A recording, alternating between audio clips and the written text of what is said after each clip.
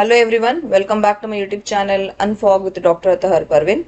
Friends, this is related to the CRISE notification 2026. As we already know, the notification is out.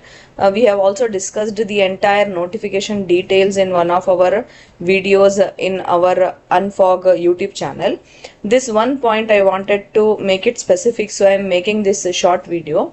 Friends, this is related to the OMR sheet. Usually in the exam you will have four options, right? Option A, B, C or D.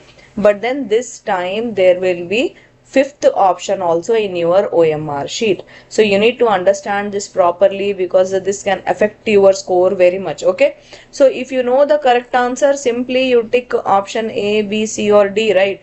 But if you don't know the answer, and if you decide not to attempt the question, in that case you don't leave the question, the options in the OMR sheet blank.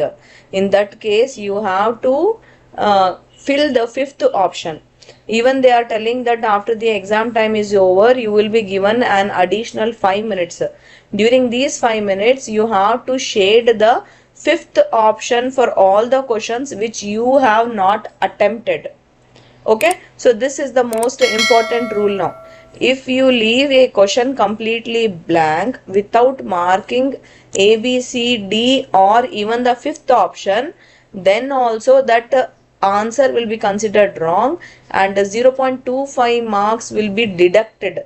Means negative marking will be done there for every such question where you have left the options blank. Not even fifth option if you have not filled, then also you will get negative marking. And if you fill the wrong option, then also you will get negative marking. Hope this is clear.